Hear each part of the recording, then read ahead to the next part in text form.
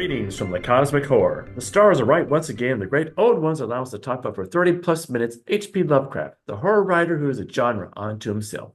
I am your cosmic host, Mark Griffin, executive of the Lovecraft Estate on Yawgith, joined in by two Matura World, David Guffey, who is actually joining us from somewhere else. He's at Mispatonic University. And Richard Wilson, who just came back from the Fat Face Day Spa in Innsmouth.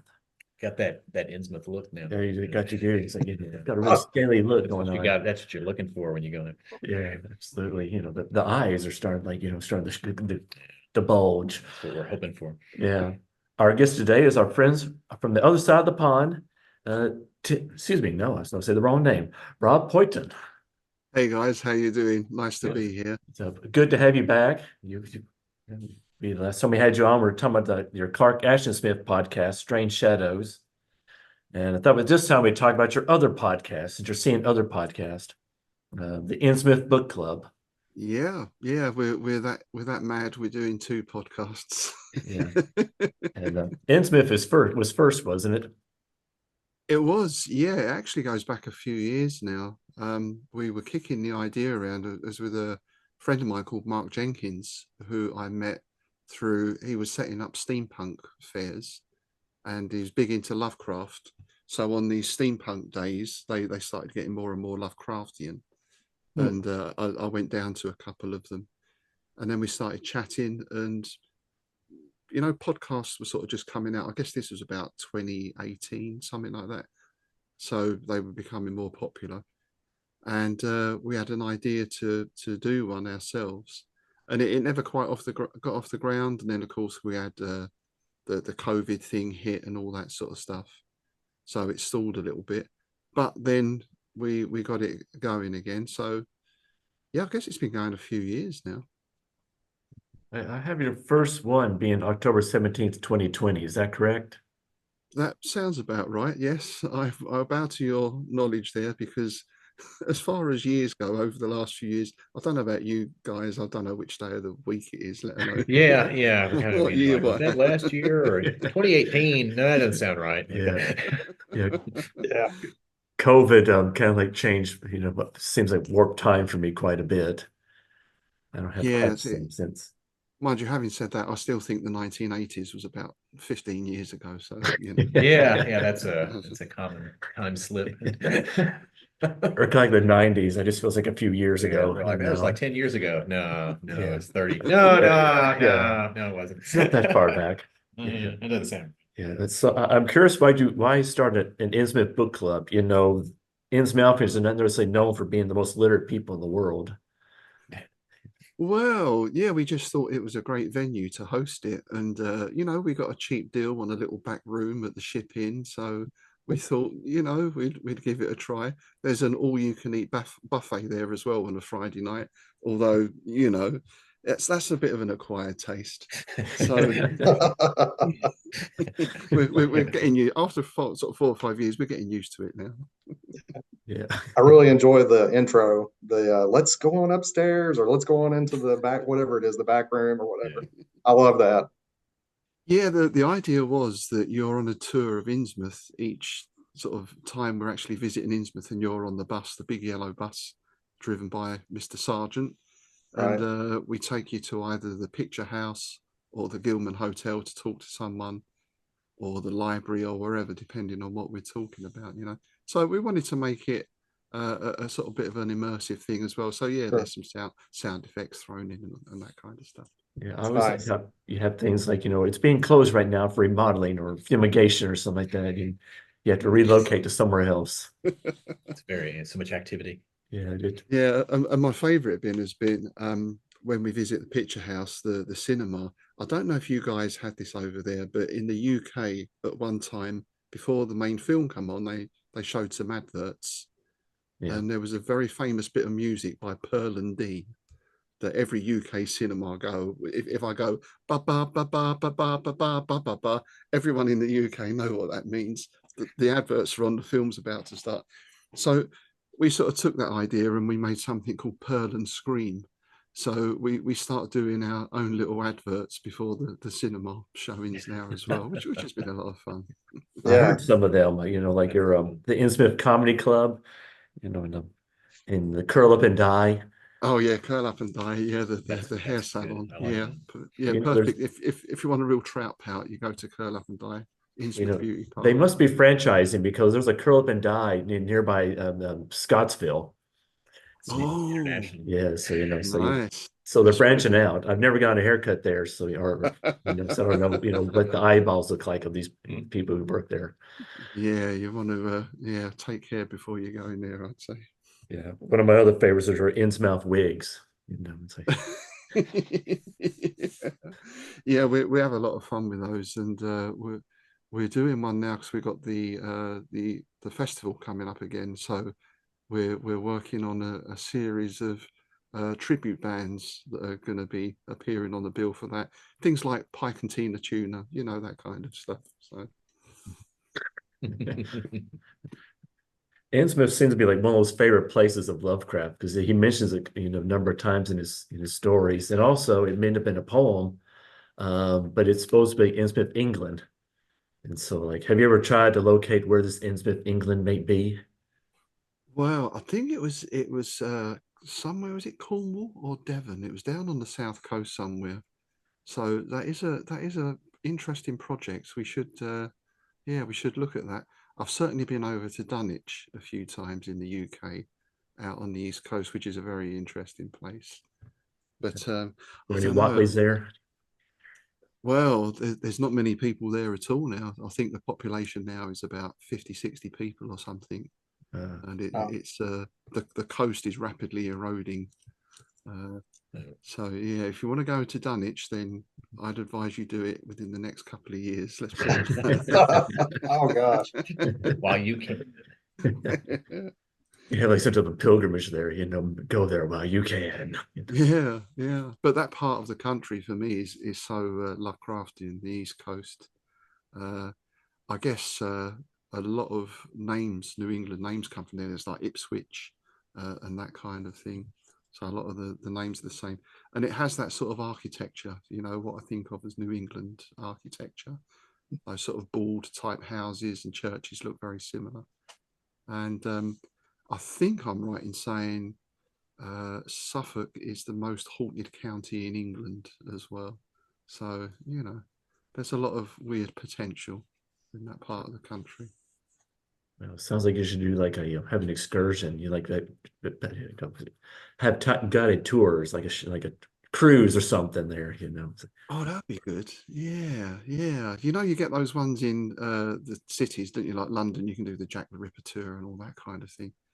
Yeah, someone should set up some sort of weird. I mean, M.R. James would be the one, right? Because he was born there. So yeah, an M.R. James tour would be an interesting thing.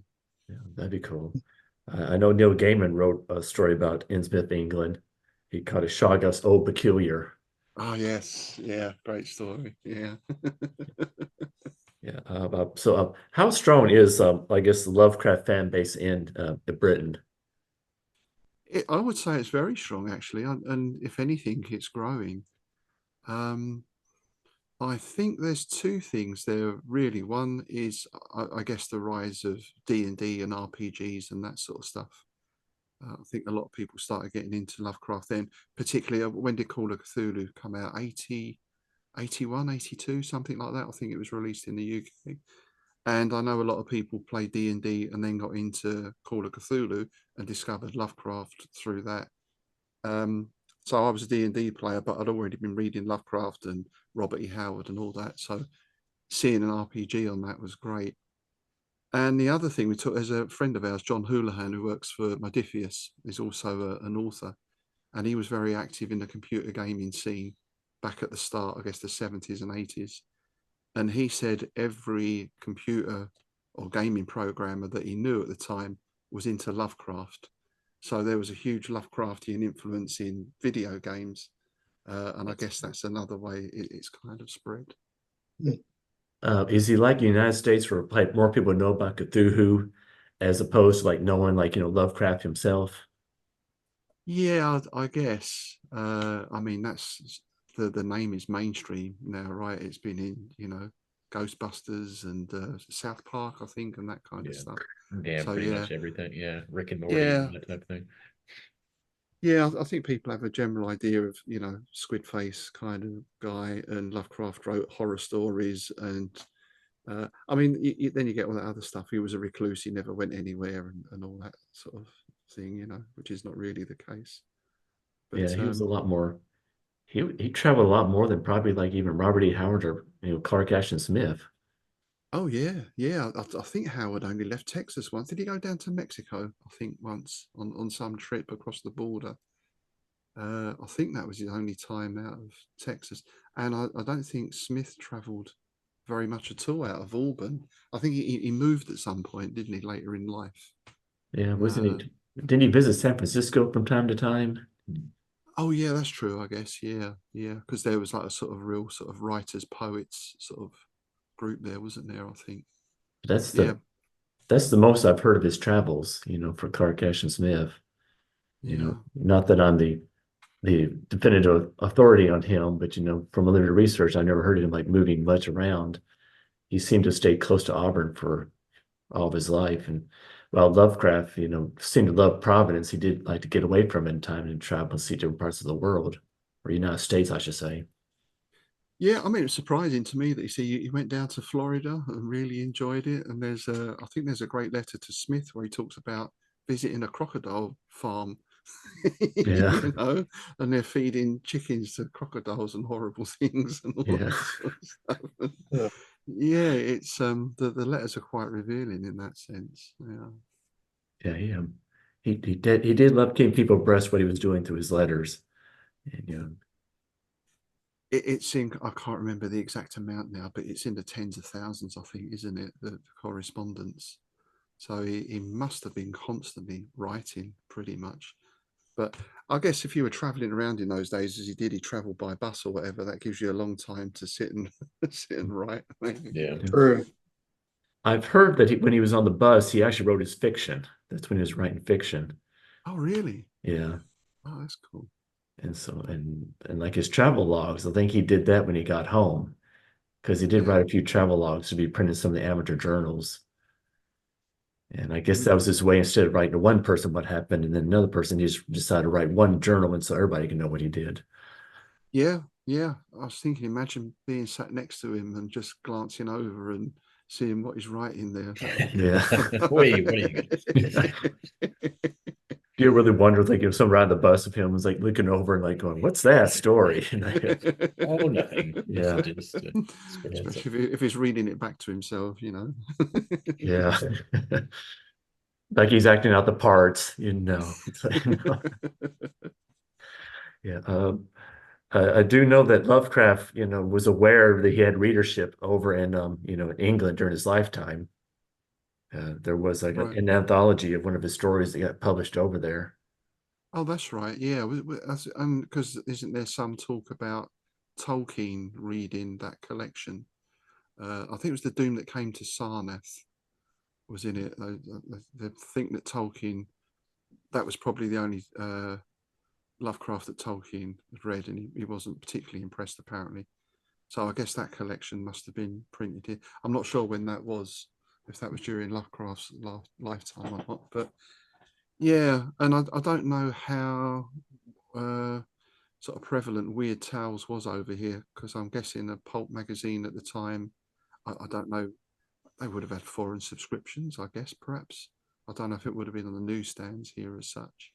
I'm not sure how that would work, whether like somewhere over England could subscribe to it over here. And it probably would take a while to reach over there. Well, yeah, yeah.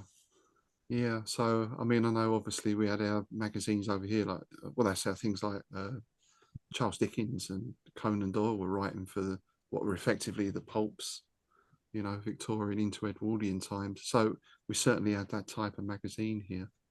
But The one story that got published in his lifetime were written was the music of Eric Zahn, and that was in the Modern Tales of Horror, which was a Dashiell Hammett collaboration that he had done, or I guess project he had done. right. And it had Frank Billop and Lone in there too, who was another one of the Lovecraft circle. And then one story by Urban S. Cobb, who was an influence on Lovecraft for, of all things, Innsmouth, Oh yes, is that fish? Was it Fishhead? Fishhead. Yeah, yeah, yeah. Yeah. And then there was I think, yeah, the London Evening Standard wanted to reprint one of the Music of Eric Zampa, their newspaper. So he did have, a wider readership. Oh really? I didn't know that. I didn't know that. Oh. Yeah, it's like it just so he was so he had a few readers. I don't know if he ever wrote. I don't think he ever wrote to him from Britain. Telling us that telling how much they really admired his stuff or anything like that. Yeah, I don't think obviously a lot of young writers wrote to him in the States, and there was that sort of ever expanding circle, wasn't there, of people, Block and Leiber and all those people. Yeah, I have to say I've not heard of any British authors. I can't think off the top of my head of many British weird authors in that same vein. I mean, we had all the ghost guys, right? Your Jameses and your Bensons and all those people. And I guess people like sort of H.G. Wells, more sort of sci-fi stuff. What about Stoker? How would he be considered? Oh yes, of course. Yeah, yeah, yeah. I guess the Gothic tradition, I guess, started here, didn't it? Yeah. We can lay claim to that one. We'll give you the weird and we'll take the Gothic. The divide. Yeah, it seems Stoker is like kind of like a one-hit wonder. He had like that one really good book, Dracula, and then he just never could recapture of anything else he'd done. Yeah, I think I've read Lair of the White Worm, which was kind of okay. The movie was really crazy. I don't know if you've ever seen I it. remember, yeah, a The very, very vivid Ken memory Russell, of right? the Yeah, movie. yeah, I think that was a Ken Russell movie. Yeah. So yeah, yeah. Absolutely bonkers, but great in its, if you just go with it. Yeah, it's funny really because Dracula, I mean, hugely popular book and character, but I don't think there's ever been a real definitive Dracula movie. I know we had the Francis Ford Coppola one, which I enjoyed some aspects of. But it deviates so much from the book in terms of the romance thing between Dracula, with Lucy, as far as then in terms of like, nah, you wouldn't really would call that in terms of the definitive, adaptation. Yeah. Because originally, like your Bela Lugosi film was from the stage play, wasn't it? It was sort of created as a play first of all in the 1920s, I think, and then when they made the movie, they based it on the stage play. So again, it's not really that close to the book. Yeah, well, I guess I said London After Midnight was almost like a retelling of Dracula's story, but it's a lost film now. So I know, and that's one of my favorite monsters. That Lon Chaney look, that's just so incredible. I think Yeah. that rivals Max Schreck in Nosferatu for Yeah. movie monsters. So Yeah, that is a very iconic view. Yeah. Someone had taken like the still shots and like almost like made like a little kind of like a restored version of what this movie would have been like. And I have to say that if it's right what he done, I think it's better that it was lost. It's probably more interesting with the visuals than opposed to like, the plot seems like it's a little bit weak and flaky. Yeah, because isn't he actually a good guy in disguise or something like that? I can't remember the exact plot, but it wasn't. Yeah, I think maybe it didn't quite match up to the visual. So yeah, well, maybe it is for the best. There'll always be that mystery then, won't there? Yeah, this makes it all that much better. You did produce two Lovecraftian writers that Britain did, Brian Lumley and Ramsey Campbell. And of course, y'all paid tribute to Brian Lumley, who just passed away a while ago. Yeah, yeah, he sadly passed away about a month, 6 weeks ago, something like that. Yeah. Which is a great shame because we never got to interview him or meet him or anything like that. I think he was I don't know, I don't use the word reclusive, but I don't think he engaged so much. I don't know if he had any health issues later in life. Whereas Ramsey Campbell you can chat with on Facebook and is great, is a lovely fella. Yeah, I'm amazed how open and friendly Ramsey Campbell is. Yeah. He's almost like a friend you didn't know you had for a long time. I think it'd be like his favourite granddad, wasn't he? Yeah. This funny old man terrifying the kids. Yeah. Let me tell you a bedtime story. No, Yeah. they'll never sleep. Not your stories. We did a Zoom interview for him at the festival last year, and we had some technical problems. Well, for technical problems, Reed, the tech guy at the venue, didn't have a clue what he was doing, despite you know. And we actually had Ramsey on the big screen up above, and this guy's farting about with microphones and this and that. And Ramsey just started reciting poems, like limericks, and there was a young Shoggoth from Leng, and it was great. It just took all the stress out of the situation. Just let him go. Yeah. Yeah, it's not what you expect from somebody who writes this from the stories he writes, isn't it? Well, yeah, such a jovial kind of fellow, and then you read the stories and you think, oh, that's quite scary. Yeah.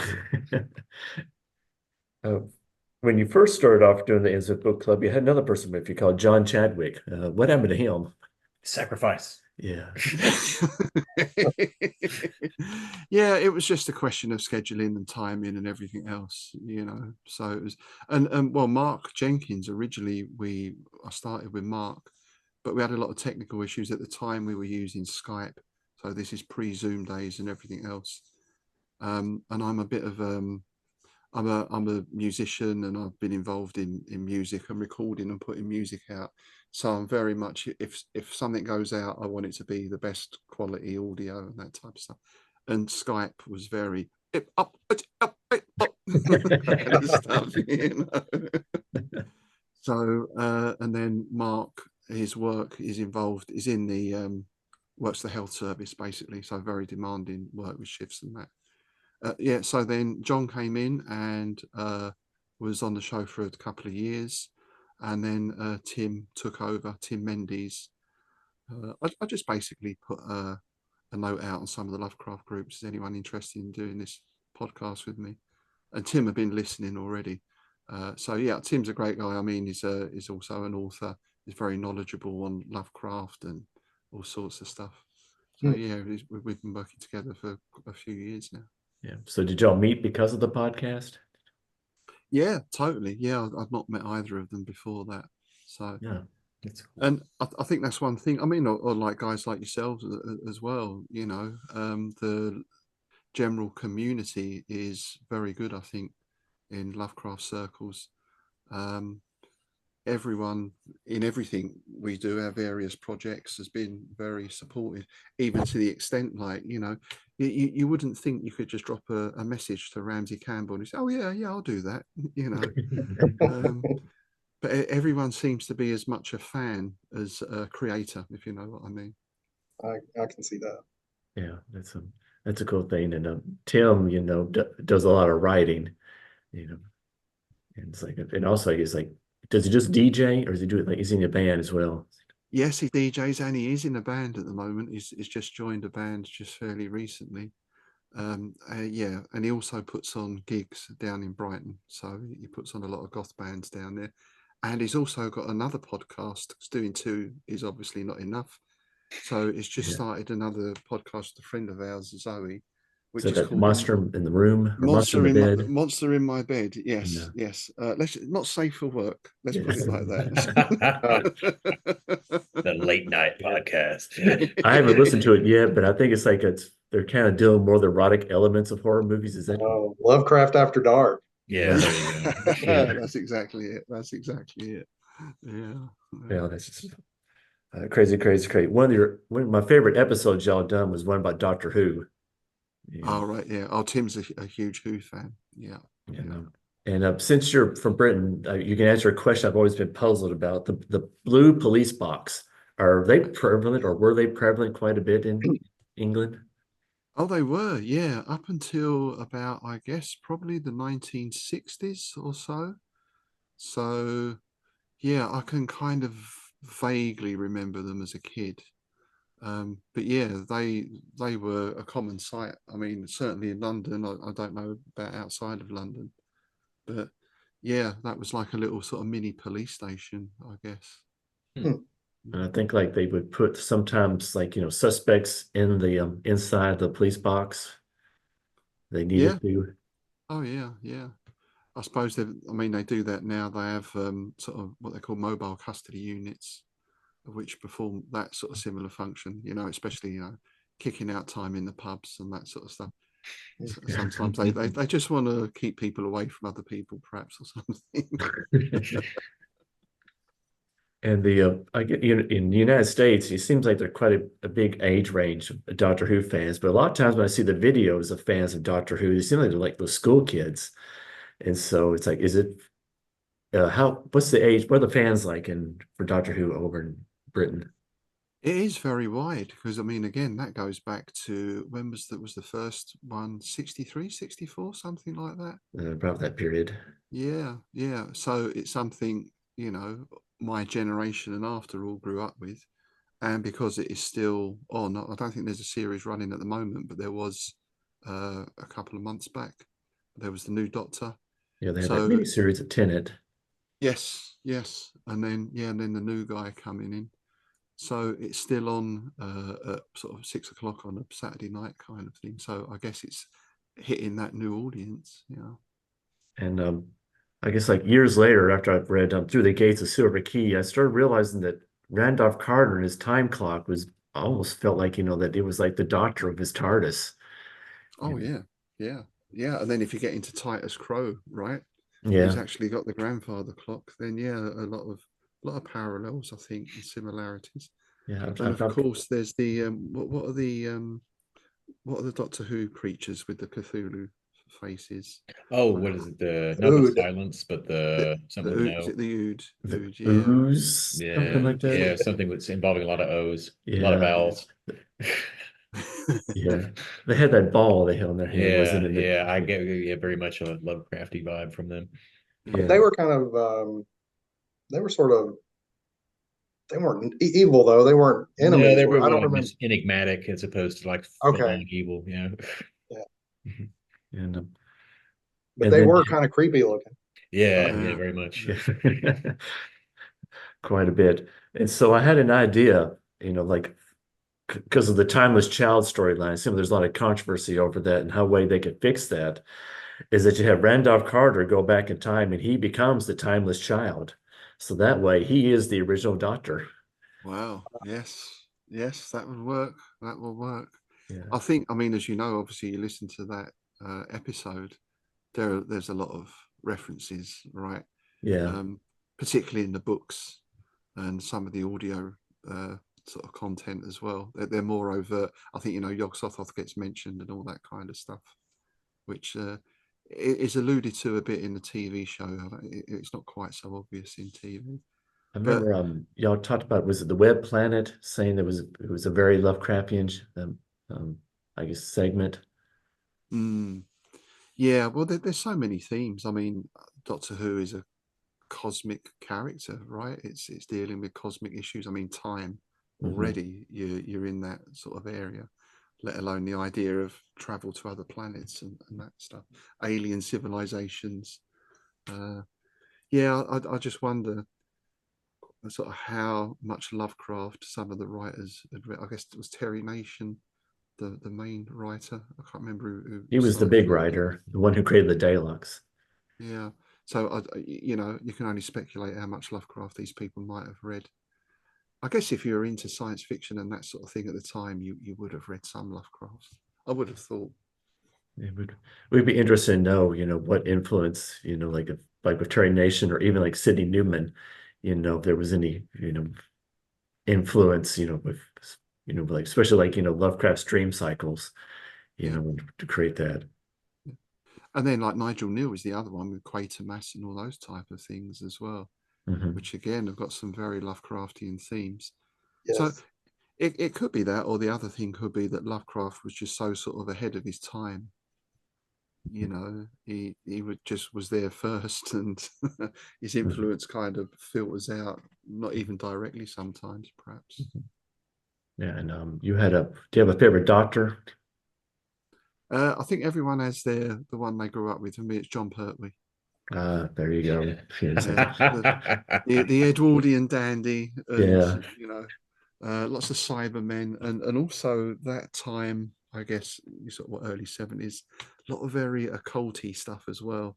A lot of demons and rituals and all that sort of thing going on, it seemed. Yeah, you had that one where it was almost like a Wicker Man episode, it seemed like, they had with the demon that time, is it? Yes, yes. Yeah. Yeah. So were people confused, when they had the Doctor Who movies that come out with Peter Cushing? I don't think so, no. I mean, because the character is quite different for one thing, isn't it? I think he's not really a Time Lord as such, is he? In those, I'm not sure if that comes across. I think he's more like a bit of an eccentric inventor sort of type. I mean, sort of typical Peter Cushing kind of role, isn't it? In fact, he's even called Doctor Who, it's like Yeah. That's interesting. One of those, the when Daleks invade Earth, that one, the climax of that film was actually set in Bedford, where I live, and the Bedford in the film, I can tell you, looks nothing like Bedford in real life. We were quite disappointed. Oh, look, Bedford. Oh no, it's obviously not. So you didn't recognize any landmarks in the movie? No, it's your stereotypical disused quarry somewhere. Yeah, okay. That must have been a really favorite landmark from Doctor Who, is always go to a quarry. There's a recurring theme. Yeah, cheap, I guess, right? Yeah, cheap like that. And another good one we really liked was the True Detective one. Oh yeah, that was great. Yeah, that was John Houlihan came in for that, wasn't it? And yeah, it was good because I mean, I watched the series when it came out, and it was a good opportunity to revisit it. And second time around, I thought it was even better than the first time around. I guess because you know what you're looking out for, kind of thing. Yeah. We have more credit, a more nuanced eye, and looking for the, aspects of it. Yeah, I watched it again a few weeks ago, and I thought it was it's such a flawless masterpiece for me. Everything's right, isn't it? The cinematography, the acting, everything. And I think, like we said on that, I think you could do a podcast just on that show. Really, I mean, have you seen the latest series? Yes. Yeah, just because that one we're just wrapped up of a handful of weeks, or what was it, last month? Right. February, something like that. Yeah. Right. I haven't watched it yet, but I've heard conflicting views on it. So. It's got its positives and negatives, I think, and I think when the negatives are the amount that it leans on season 1 of True Detective, as far as, hey, remember stuff you liked about that? We're kind of referencing it here for you, very, very overtly, instead of doing it standing. But then they didn't do anything else with it. Well, he hasn't watched it. Yeah, okay. Instead, like standing on its own feet, as far as, because I guess that's what I liked about season 3, as far as like wasn't as good, necessarily season 1, but it had its own gimmick and it's had its own thing going on. Where Mahershala Ali's character is, you see him a young man and a middle-aged man and an old man, and then the old man is kind of that, that unreliable memory and that type of thing, and you're wondering whether he's remembering the case correctly or whether he's got dementia and whatnot. And I didn't like it as much as season 1, but it at least it kind of stood on its own and did its own thing. So yeah, it was a good story, that one, and well told. Yeah, and I think maybe that's the issue, isn't it? Is when they make something like season 1, and it's so good and it's kind of a success, and then it seems to me a lot of these film companies or production companies, they just want to replicate something. Oh, that was a success, so let's do that again, but put a giant shark in or something.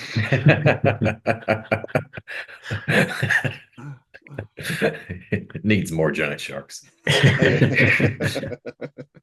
the formula. That's how we Absolutely. Can't go wrong with a giant shark.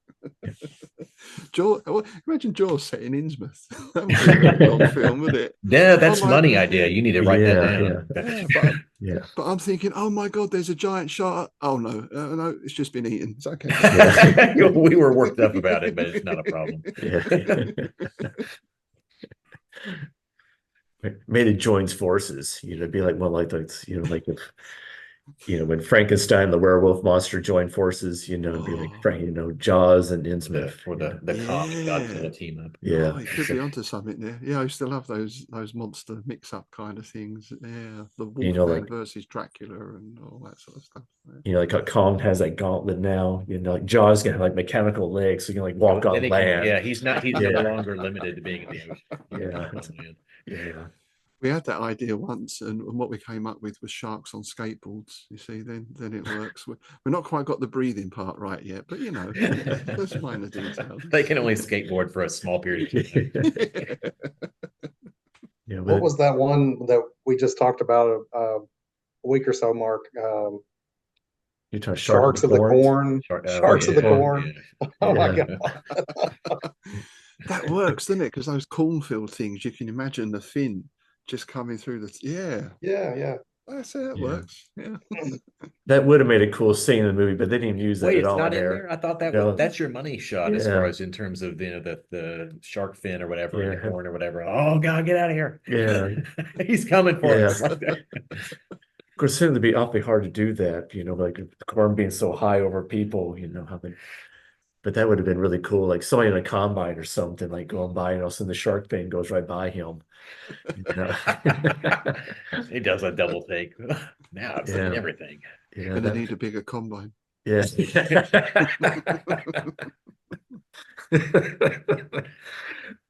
Oh, I gotta remember that one. Need a bigger combine. Yeah. Yeah, and this is for David. He's a big fan of Night in Lonesome October. Oh yeah. All right. Yeah. Yep. We talked about that. It's almost like the advent calendar for October. It is. Yeah, a lot of people have said that. I'd never, to be honest, I'd never read it before we covered it there. But for Tim and a few other people said, "Oh yeah, that's my Halloween book." As you say, counting down the days. Yeah. Yep. Yeah, that's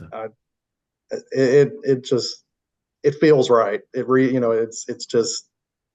It's not overly complicated. It stands by itself. There's you don't have to have a sequel. There's nothing that needs to be done to it. It's just a nice series or anything. Yeah, it's a really nice story. And that one and the Halloween tree are the ones I always go back to in October. Yeah, it's a genius idea for a book, and the way it's done as well in that day by day thing. It worked really well. So yes, that'll be Halloween reading from now on. I think. Yeah, I love all the popular characters are in it, but they don't name them. Yeah, you just got to in the description. Yeah, and go like, oh, that must be that. So I think it's really good. I always like that in stories when you have like Easter eggs and that kind of thing, or later on you do a bit of research and you find out, oh, so that was Sweeney Todd. Oh, right. Oh, yeah. It adds that little thing, doesn't it? Yeah. And then you've done some other shows like Red Dwarf, Ash versus Evil Dead, and UFO. And yes.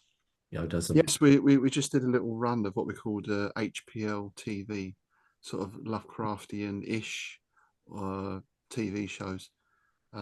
Because again, I don't know if you had these over there, but in England, again, that sort of 70s era, we had a ton of kids programs that were all very, very strange. There was something in the water at that time, We had our fair share of that here. Yeah. What was that one show we saw that was in Britain? We were talking about a few weeks ago. Can't remember the name of it. If you could give me more details. Yeah, I wish I could remember the name of it, but it had a very intriguing premise. We thought about trying to watch it, but now I can't remember what the title was.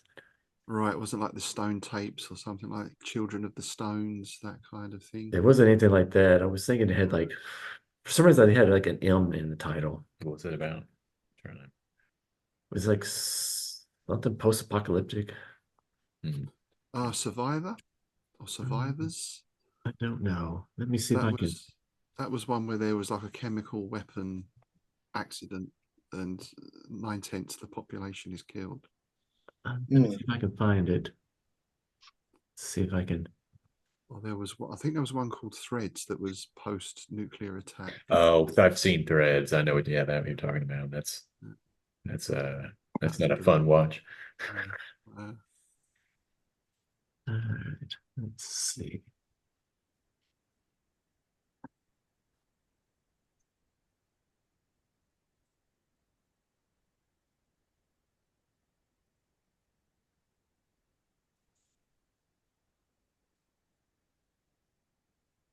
was the Second Coming, but that was another show I kind of thought would be interesting to see.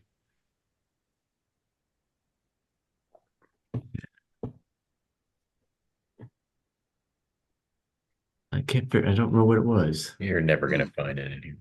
No, I have like a list of million movies to watch, but I kind of like put some more above the others, but then like there's still too many. So many movies, so little Yeah. time. I will probably remember it like, like at midnight tonight, like going, And then start up another Zoom call. yeah. Hey guys, I remembered it. Yeah. That's always the way. But there were a ton of strange kids programs at the time. There's one called Tarot, the Tomorrow People. That was a group of sort of telekinetic teenagers. They were sort of the next stage in human evolution. Obviously, Doctor Who was really big.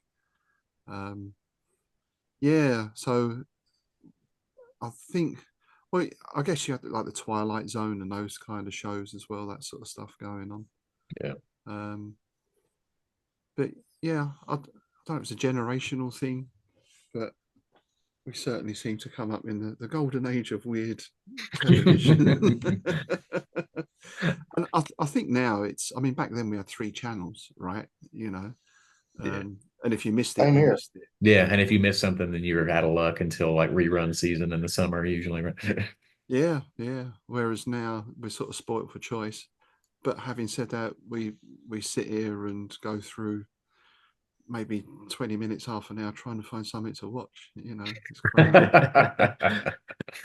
Yeah, you almost become paralyzed with choices. You just don't know, Yeah. what to watch anymore sometimes. Yeah. And some of the authors you've had on is like Simon Bleakin, is that how you say his Yes. name? Yep. Alexander Beaumont, C.T. Phillips, Peter Lawes. I have to say, I really enjoyed Peter Lawes' interview. Yeah, that was a really interesting episode. Yeah, he was great, wasn't he? Yeah, really interesting guy. Yeah.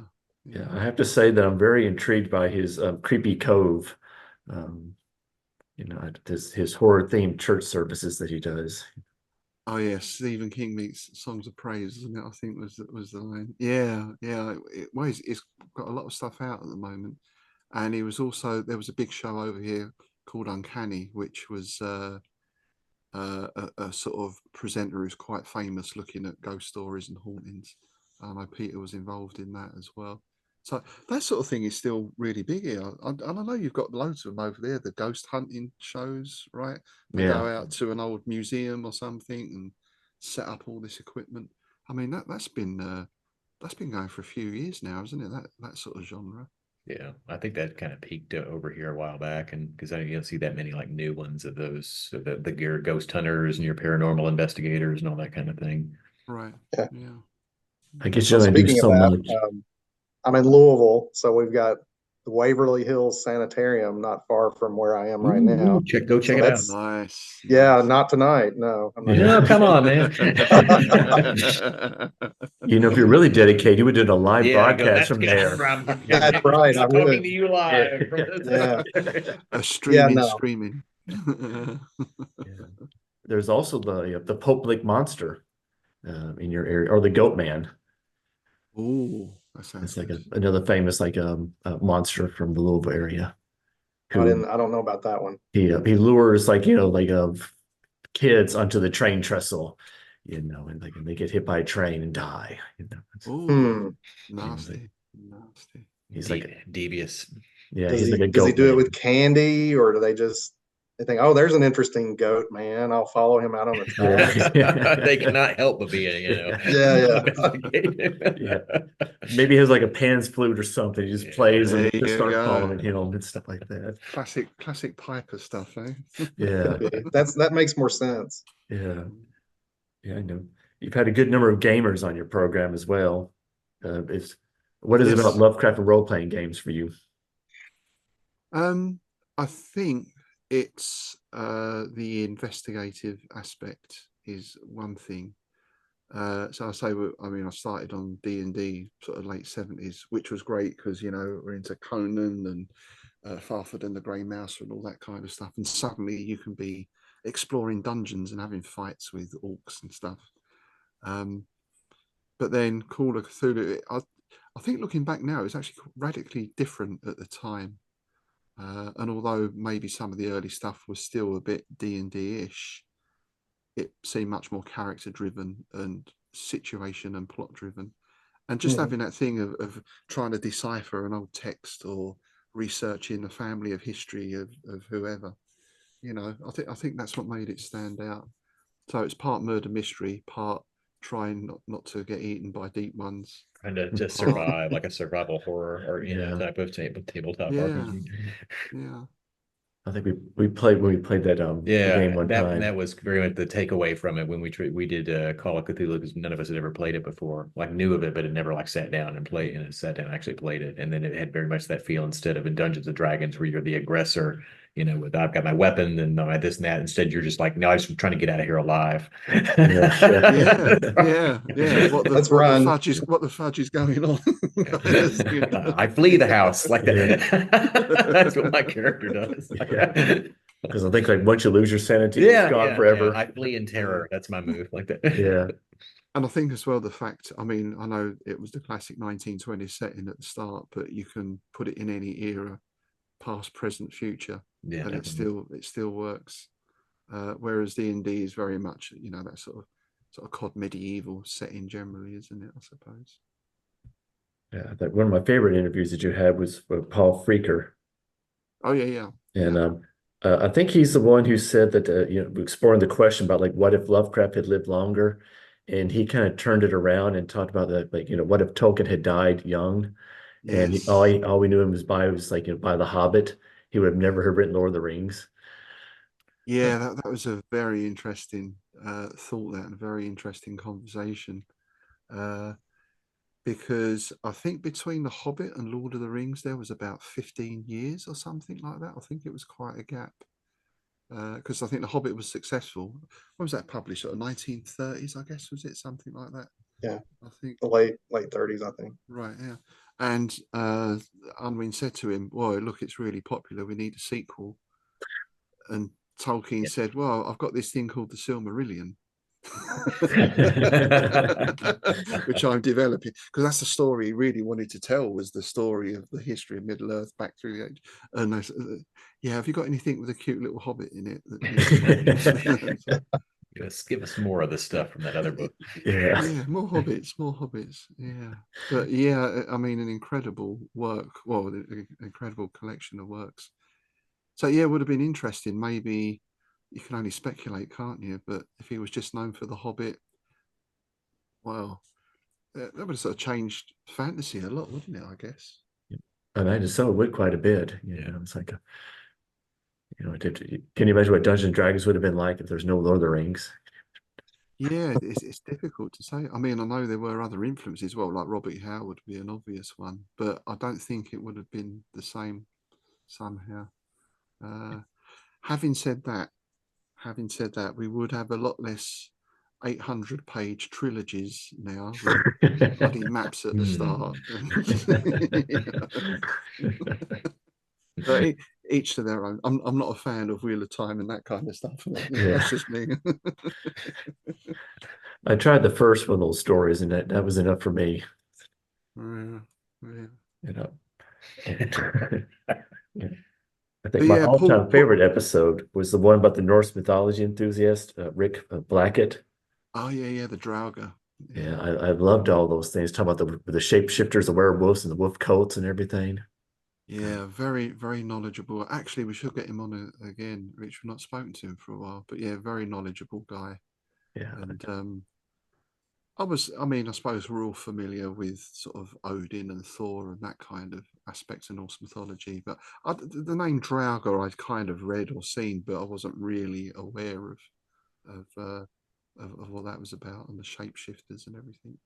Yeah, he really went to the history of it and everything. Yeah. He's a very erudite guy. Really knows his stuff. Yeah.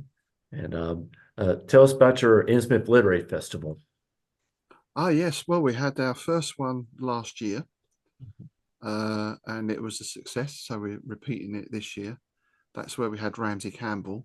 We had some other people there, people like David Hamblin, Alexandra Beaumont. You mentioned she was a guest as well.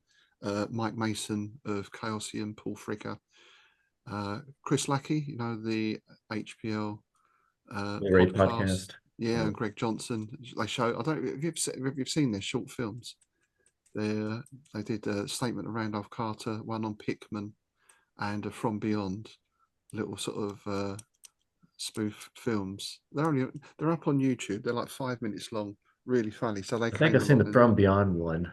yeah, they did a showing from those and a Q&A. We had some gaming going on. We had traders. So basically, I mean, we were quite pleased because some of the feedback we got was it's like a UK version of Necronomicon, which is exactly what we were going for, really. And that's really why it started, because we were jealous of all the stuff you guys have going on over there. You know, all these cons and everything, and we didn't really have one here. So we thought, well, we need to do something about this. And So y'all didn't have like any type of like, Lovecraftian type of cons going on? nothing really. I say Mark, who I mentioned earlier, had been putting Lovecraft elements into the steampunk events that he was doing. So we had people doing some readings and that sort of stuff. But there was nothing totally devoted to Lovecraft or the Lovecraftian. And there are people doing things like there are M.R. James conventions, but they tend to be more lectures, you know. So someone will come in and do a M.R. James and the history of the local church or something.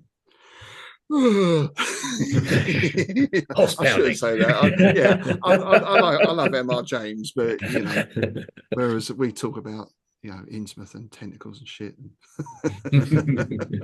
So we wanted to try and cover, because I think the thing with Lovecraft, if people are into M.R. James or well, maybe not Tolkien so much, but they tend to be into the literary aspect, and that's pretty much it. I think with Lovecraft, you get artists, musicians, people painting stuff, people creating crochets. We had Cthulhu cross stitchers. We had all sorts of authors. We had people who made sculptures. There was such a wide range of gaming things going on. So Lovecraft seems like a sort of nexus point for all these different creative elements, which was something we wanted to explore. Why do you think it's that way? Why do you think Lovecraft, encourages such creativity in that way? I don't know, really. It's a good question. And I think partly because his themes are universal in a sense. Whereas, again, to go back to M.R. James, he's very much of a time and place. And I think it's a great time and place, but it's very much that Edwardian, English, usually rural kind of setting. I think, like I said about the Call of Cthulhu game, you can put that anytime, anywhere. Cosmic dread, existential dread, the fear of the unknown. Yeah.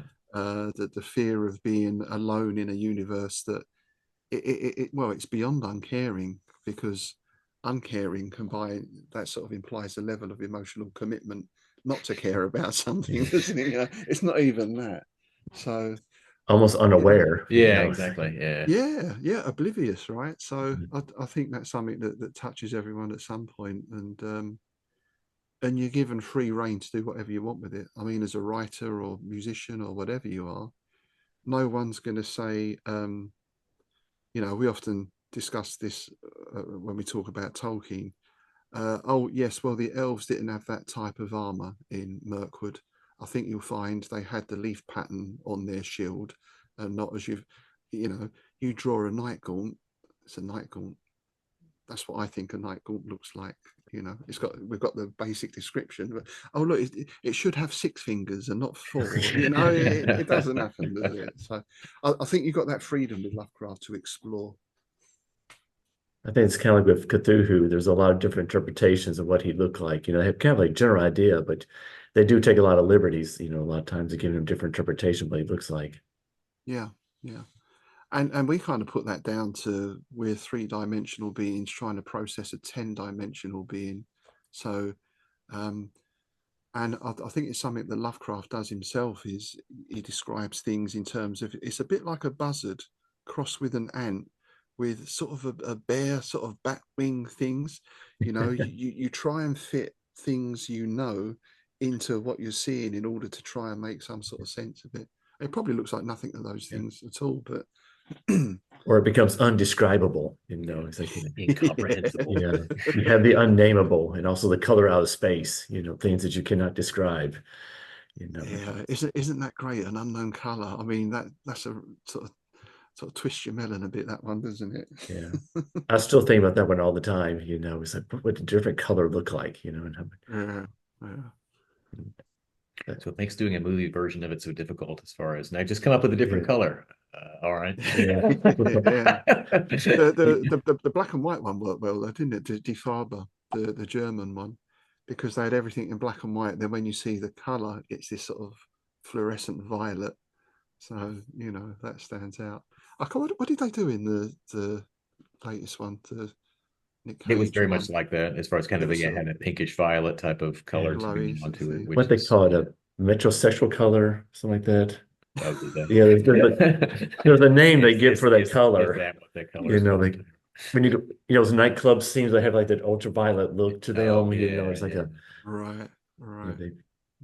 they've given it like a different name, for like it has a very distinct look to it. It's interesting. It's interesting to go to adapt that story, which in some ways will be the most difficult to film because you've got an unknown color. It's almost easier to do something with a monster in. You would have thought, wouldn't you? Really? It worked well if you kept it black and white. If you didn't bother, try to introduce like a color. Yeah, there was a version of that with Will Wheaton in it called The Curse, and then they kind of like avoided the color aspect of it. It was just as far as something had fallen to earth and it made everything, in their farm, like everything, the pets and the fruit and everything would get sickly and mutated and all that kind of thing. Yeah. The Die Monster Die, the one, was it Boris Karloff?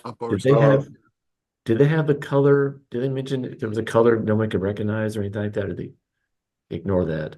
I can't remember. I remember a sort of plant monster type thingy in a greenhouse. Yeah, I think it was a monster down in a pit, and maybe there was some green glow. I watched it sometime last year. I rewatched part of it anyway. I don't think they made reference to any unusual color though. I'd have to go back and watch. But I think a proper version of that movie would have to be black and white. But I guess it shows you the strength of kind of like of fiction as opposed to like a text. You can get away with stuff like that. Yeah. You can say something's like a cross between a bat and an aardvark, and and you don't have to worry about like the practicalities of like this, how it's going to look on the screen. You can just like imagine in your head how that's going to look.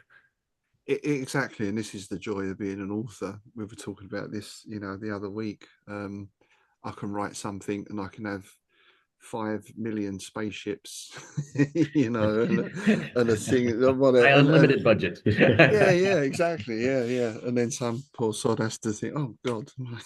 Right, and again, that's part of the power of Lovecraft is the suggestion of. He leaves you to fill in some of the blanks. I mean, having said that, he does describe Deep Ones get a very full description in The Shadow over Innsmouth, right? I mean, that's they've got grey-green skin, they've got bulgy eyes, they've got that's very detailed. So it's interesting that sometimes he does that, and other times it's more sort of vague. I think one of the Deep Ones who appeared in the thing at the doorstep, was like wearing the hat.